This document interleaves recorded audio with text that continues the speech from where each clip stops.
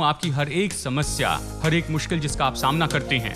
परमेश्वर ने उसे पहले देख लिया है, उसके लिए योजना उद्देश्य बनाई है कि आपको उसमें से लेकर जाए और उससे बाहर निकाले सफलता के साथ में, कि आप उसके अनुग्रह को जान सके और आप उसकी सामर्थ को अपने जीवन की हर परिस्थिति में जानेंगे।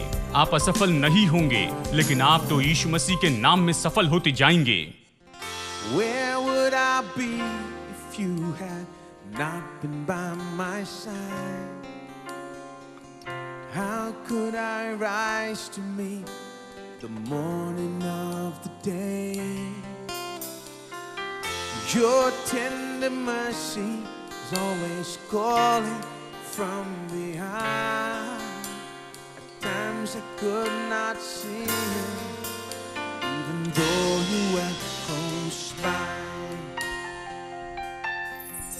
And Lord, you are good. You are good, and your mercy forever endures. And Lord, you are good. You are good, and your mercy forever endures. Where would I be?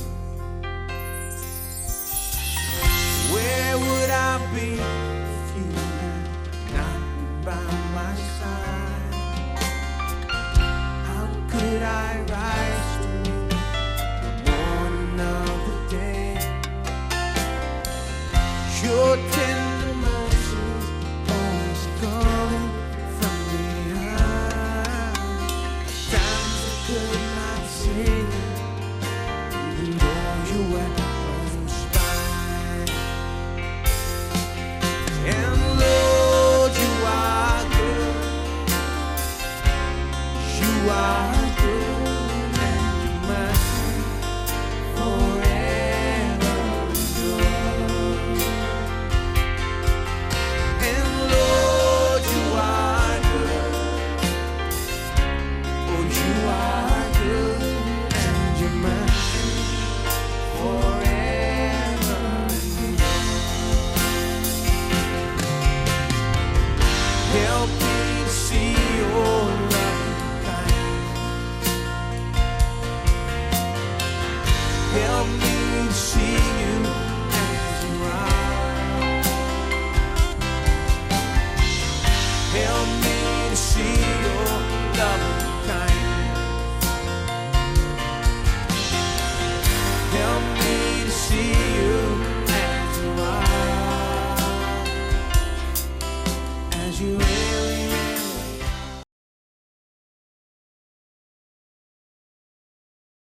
चलिए कुलुस्सी अध्याय 1 में चले।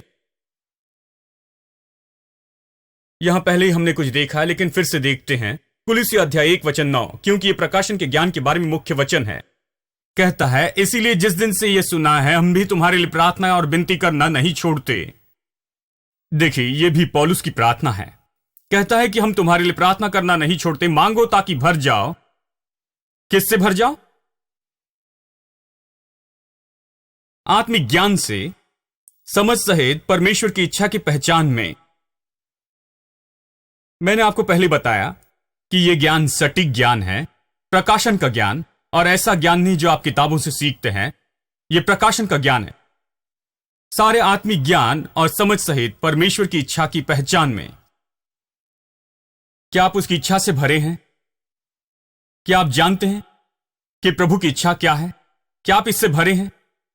अब अगला वचन पढ़िए, ताकि तुम्हारा चाल चलन प्रभु के योग्य हो और तुम भले कामों में फलवंत हो और परमेश्वर के पहचान में बढ़ते जाओ।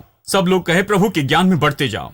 बहुत से कारण दिए गए हैं कि आपको इस ज्ञान में क्यों चलना चाहिए, लेकिन कारण देने से पहले यह कहता है हमें इस ज्ञान के साथ क्या करना चाहिए। हमें इसे एक बार लेना ही नहीं है, लेकिन इसमें बढ़ना है। एक बात मैंने सीखी उन दिनों में जब मैंने यह सत्य सीखा, अगर इसे वैसे ही छोड़ देता और उतना ही सीखता, और 20 साल बाद मुझे उतना ही पता होता जो मैंने उस समय सुना था, तो भयानक होता।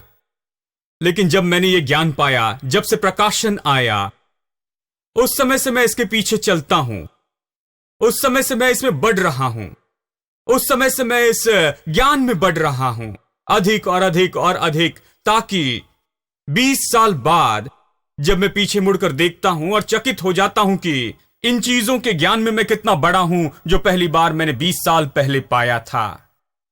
मैंने उसे वही नहीं छोड़ा। मैंने नहीं कहा मैंने ये वचन पढ़ा है, मैंने कुछ प्रचार भी सुना है, मुझे पता है कि ये क्या कहता है। नहीं, मैं इसमें गहरा और गहरा जाता हूं। मैं सबकी सुनता हूं कि इसके बारे में क्या कहते हैं। मैं इसे सुनता हूं और इस पर मनन करता हूं और पवित्र आत्मा से कहता हूं कि मुझे बता कि ये क्या कहता है, और उसका उपयोग करना शुरू करता हूं। अपना दिल इसके लिए खोलता हूं। मैं कहता हूं कि प्रभु इस पर अपनी ज्योति चमका, ताकि मैं देख सकूं कि यह मेरे जीवन में कैसे काम करता, ताकि मैं देख सकूं कि यह मेरे लिए कैसे उपयोगी है। तो मैंने पाया कि जो मैंने 20 साल पहले सीखा था वो काफी नहीं, यानी 2 दिन पहले जो मैंने खाया वो काफी नहीं है। तो 20 साल पहले कुछ सीखा हुआ कैसे काफी होगा? हेलो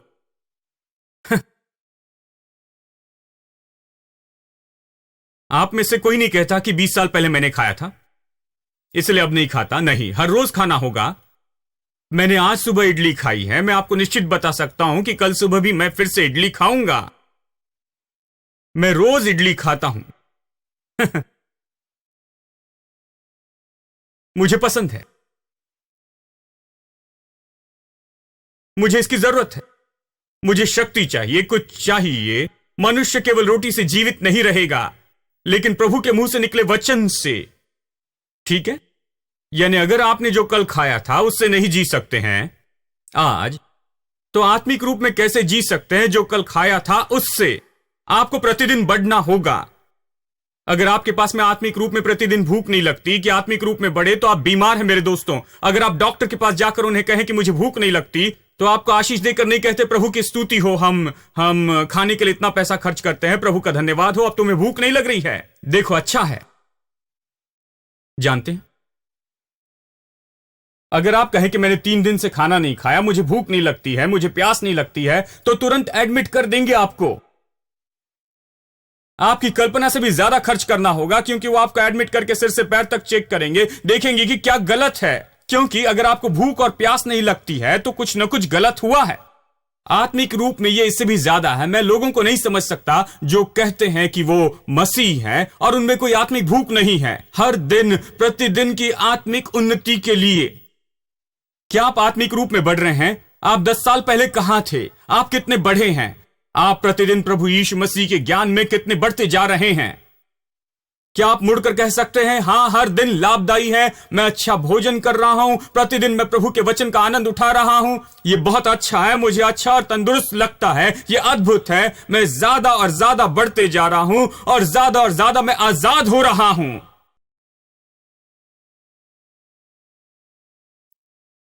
जो लोग आत्मिक हैं, उनमें आत्मिक भूख नहीं है, तो वो आत्मिक रूप में बीमार है।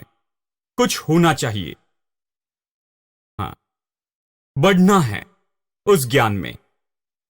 आज आप कुछ अद्भुत सीख रहे हैं। मैं आपको गारंटी देता हूं कि कुछ समय बाद मैं इसी विषय पर वापस आऊंगा और ऐसा कुछ सिखाऊंगा जो कभी नहीं सिखाया, इस प्रकाशन के ज्ञान पर, क्योंकि मैं खोज निकालूंगा और ज्यादा इस अद्भुत सच्चाई के बारे में, प्रकाशन के ज्ञान पर। आज मैं आपको गारंटी दूं, कुछ ही साल में मैं वापस आकर प्रकाशन के ज्ञान के बारे में बताऊंगा। मैंने यहां प्रकाशन के ज्ञान के बारे में सिखाया है, 2-3 साल पहले इसके बारे में सिखाया, लेकिन इस तरह से नहीं, दूसरी तरह से। लेकिन अब हम और ज्यादा खोज रहे हैं। मैं इसके बारे में वापस आऊंगा, पूरे जीवन भर इसके बारे में बताऊंगा, इसमें और ज्यादा जाऊंगा। यह अच्छा होगा, यह उतना बेहतर होगा, क्योंकि मैं इसमें जितना ज्यादा जाऊंगा उतना ज्यादा जीवन का सोता पाऊंगा, मैं उसमें जुड़ जाऊंगा। यानी वो आत्मिक भूख महसूस करता है, और आपकी जरूरत होगी कि प्रभु का वचन सुने, और प्रभु का वचन सुने, प्रभु वचन पढ़े और प्रभु के साथ समय बिताए। ये आपकी आत्मिकता का अच्छा चिन्ह है, क्योंकि आप वैसे हो रहे हैं जैसे होना चाहिए।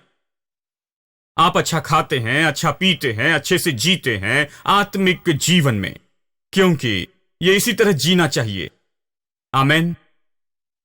ठीक है, फिर से ये कहता है, सुनिए, हमें ज्ञान में क्यों बढ़ना चाहिए, क्या होता है?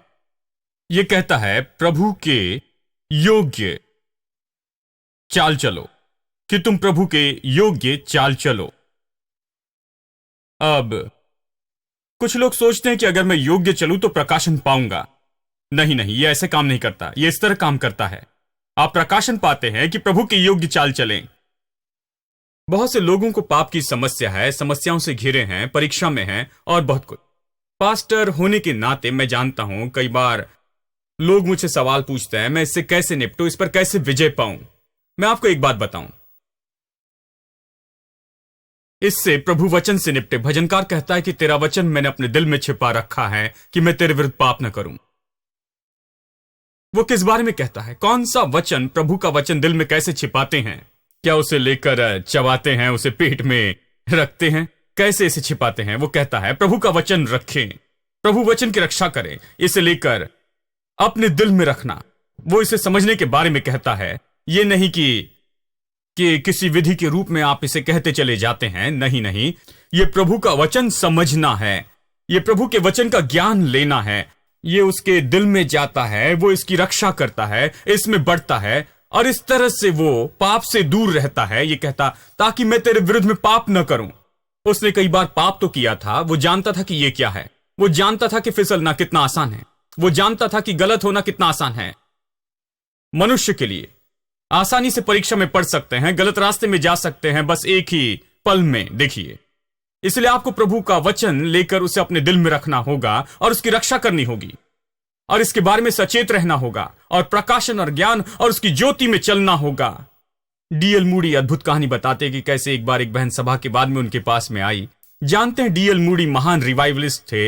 एक दिन एक बहन ने आकर कहा, मैं सोचती हूं कि ये लोग मुझे यहां आने के लिए कह रहे हैं, मैं नहीं जाना चाहती। कई बार मैंने महसूस किया, लेकिन मैं हिचकिचाती हूं। उसने कहा, क्यों? क्योंकि मुझे डांस करना पसंद है। शनिवार को मैं डांस करने जाती हूं इन डांस की जगह पर, और मुझे डांस करना पसंद है। लेकिन जानते हैं, अगर मैं आकर अपना जीवन प्रभु को दे दूं तो ये सही नहीं होगा। मैं डांस करना बंद करके फिर यीशु को प्रभु स्वीकार करना चाहूंगी। मैं निश्चित करना चाहती हूं कि फिर डांस करने ना जाऊं। तो डीएल मूडी ने उनकी ओर देखा। खैर बहन, मैं जितना चाहूं उतना नाचता हूं, आप जा सकती हैं। आज ही यीशु को प्रभु ग्रहण कर लो और जाकर जितना चाहे उतना नाच लेना। उस बहन ने अजीब तरह से देखा, क्योंकि उन्हें नहीं लग रहा था कि डीएल मूडी नाचते हैं।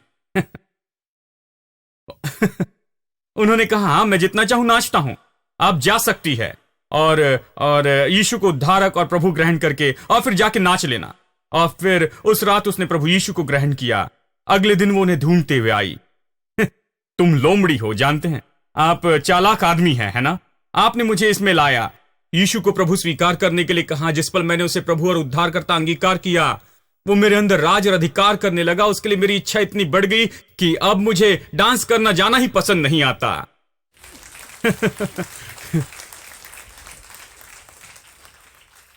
मैंने कहा था मैं जितना चाहता हूं उतना नाचता हूं। मतलब क्या? मैं नहीं नाचता क्योंकि मुझे यही चाहिए।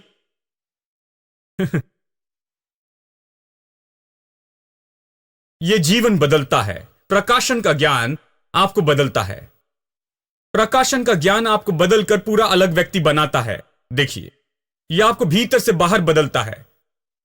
यानी आप पाप पर विजय चाहते हैं, विजय में चलना चाहते हैं।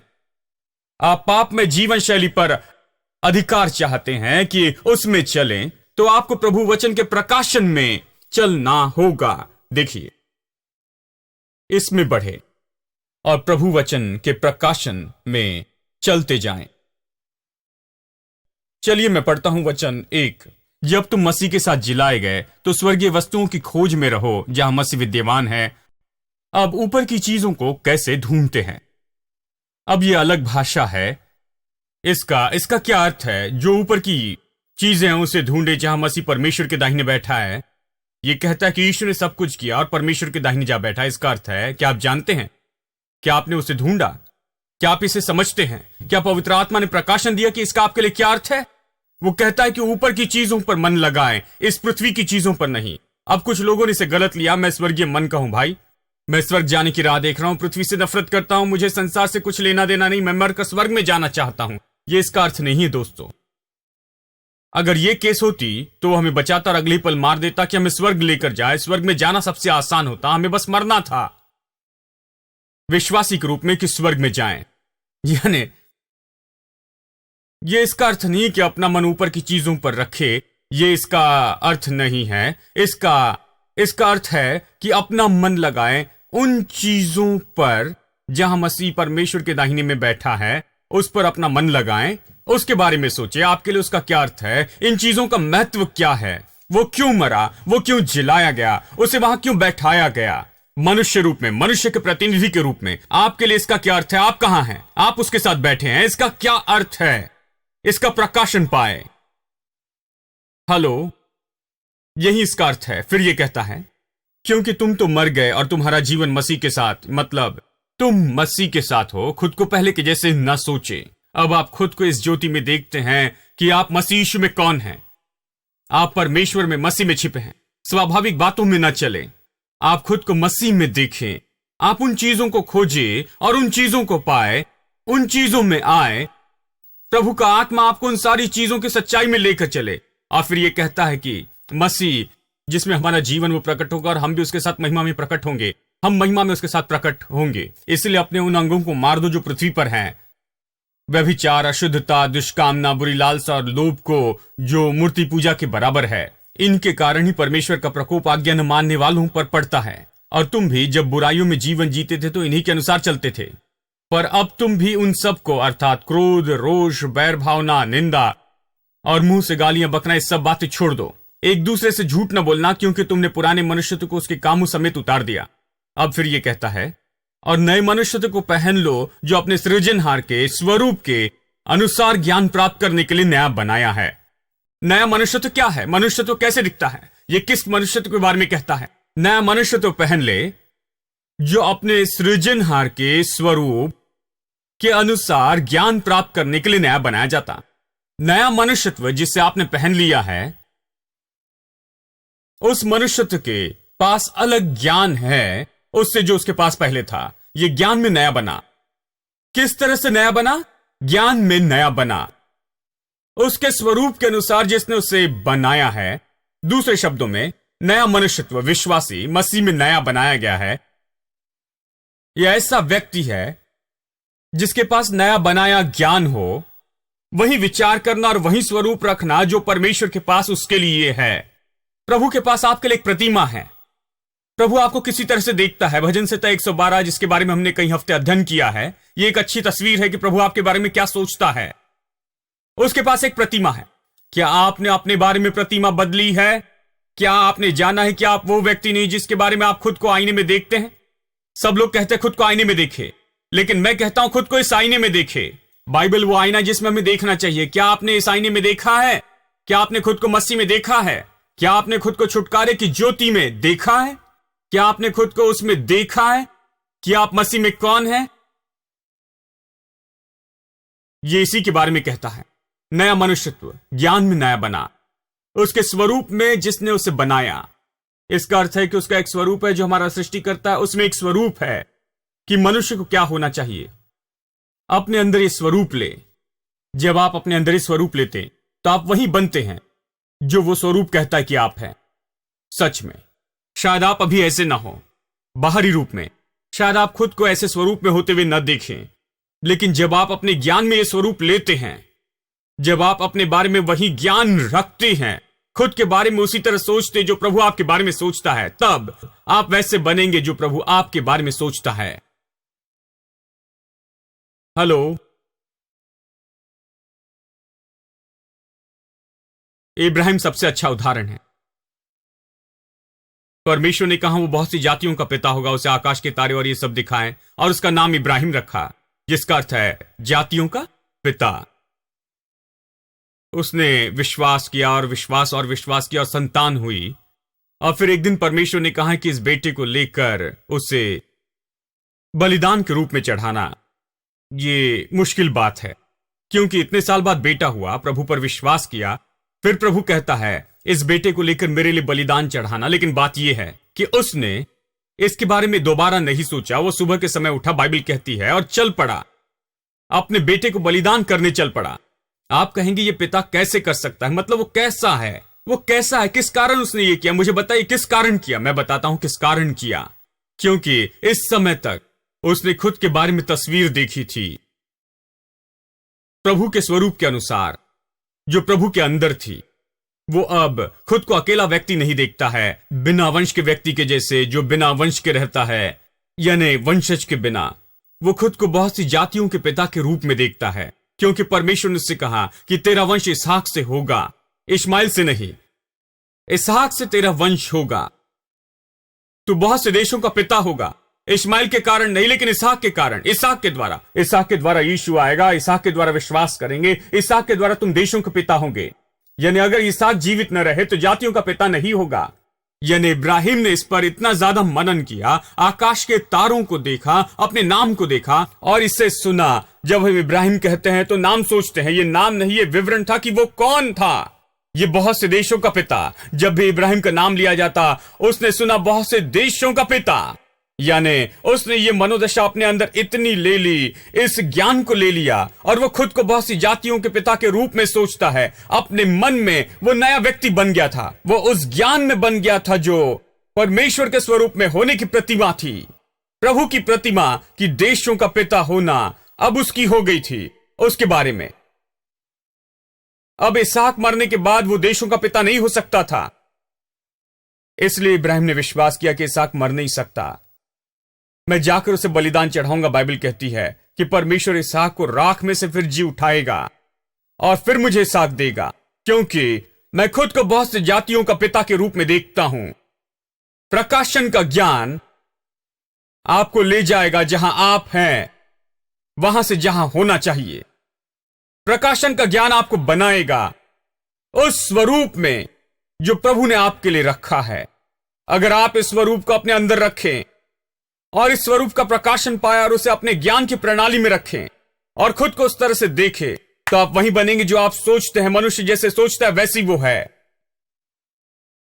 अगर आप खुद के बारे में चंगे और तंदुरुस्ती सोचे तो आप चंगे और तंदुरुस्त होंगे। अगर आप खुद के बारे में सोचेंगे कि आप बहुत आयत की आशीष में जी रहे हैं, कुछ कमी नहीं, कुछ घटी नहीं, कुछ कमी नहीं, सब कुछ भरपूरी में है। अगर आप सोचें प्रभु के पास यही प्रतिमा है लेकिन हमारे पास नहीं है, हमारे पास नहीं है, मेरे पास पहले नहीं थी, मैंने कभी ऐसे नहीं सोचा। यह प्रतिमा आपके अंदर मुद्रित हो जाए, जब वो आपके अंदर प्रिंट होती है तो आप इब्राहिम के जैसे विश्वास में काम करने लगते। आप खुद को उस तरह से देखते। जब आप खुद को उसी ज्ञान से देखते हैं जिससे प्रभु आपको देखता है, तो आप वही व्यक्ति बनेंगे जो आप देखते हैं। प्रकाशन का ज्ञान आपको बदलता है और जो होना चाहिए वो बनाता है। आइए हम खड़े हो जाएं। आमेन। प्रभु की स्तुति। क्या आप खुश है कि यहां पर आए? कितने लोग कहते हैं कि वचन सारी दुनिया में सबसे अद्भुत है। हम ऊंची और सामर्थी बातें कह रहे हैं जो परमेश्वर की हैं, लेकिन वो हमारे लिए रखी गई, हमारे लिए रखी गई, हमारे लिए जमा की गई। आइए अपने हाथ उठाकर प्रभु की स्तुति करें। हालेलुया। धन्यवाद यीशु। पिता परमेश्वर, यीशु के नाम में हम आते हैं। हम तेरे लिए धन्यवादी और आभारी हैं। वो सब जो तैयार किया है, आंखों ने नहीं देखा, कानों ने नहीं सुना, किसी के मन में ये नहीं उतरा, क्योंकि ये इतना बड़ा और इतना अद्भुत है, इतना चकित करता है। लेकिन परमेश्वर की आत्मा ने हम पर प्रकट किया। प्रकट करने वाला आया है, प्रकट करने वाला हम में रहता है। इसलिए आज हम ये कहते हैं, प्रभु हमें ज्योति दे, इन चीजों के बारे में हमें ज्योति दे, और ज्यादा ज्योति, कि हम और ज्यादा समझ सके, ताकि हर संदेह चला जाए, ताकि हम इस सत्य में स्थापित हो जाएं। ये ज्योति प्रतिदिन और ज्यादा चमकती जाए इन चीजों के बारे में। प्रभु ये ज्योति हर दिल में चमके। पवित्र आत्मा की ज्योति प्रभु वचन प्रकट करे, ताकि लोग खुद को उसी तरह से देखे जैसे परमेश्वर देखता है। ये खुद को उसी विचार से देखे जैसे प्रभु देखता है। इनके पास प्रभु के जैसे विचार हो खुद के बारे में। ये खुद के बारे में वही सोचे और कहे जो प्रभु सोचता और कहता है, ताकि संसार में कुछ भी, कोई रुकावट, कुछ ऐसा ना हो जो रुकावट बन के खड़ा हो। इससे कोई फर्क न पड़े, क्योंकि ये प्रतिमा भीतर प्रिंट हो गई है। ये उस स्वरूप में बदल जाएंगे जिसे देख रहे हैं। मेरी प्रार्थना है कि ये लोगों के जीवन में वास्तविकता हो जाए। हे प्रभु, ये प्रकाशन में चले कि ये कौन है, मसीह में, और वही बने जो तू हमेशा चाहता था कि ये हो जाए। आशीषित लोग संसार के लिए आशीष हो जाए। यीशु के नाम में प्रार्थना करते हैं, आमेन।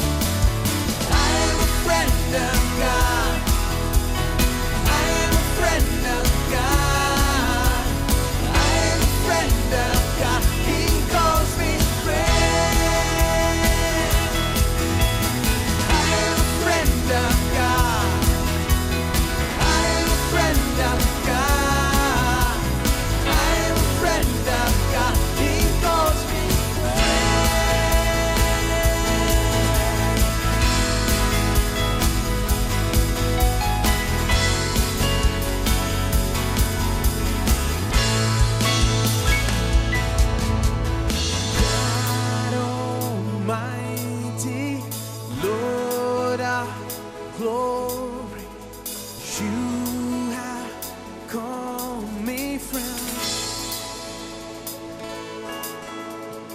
God Almighty, Lord, you have. Oh, you called us your friends, oh Lord.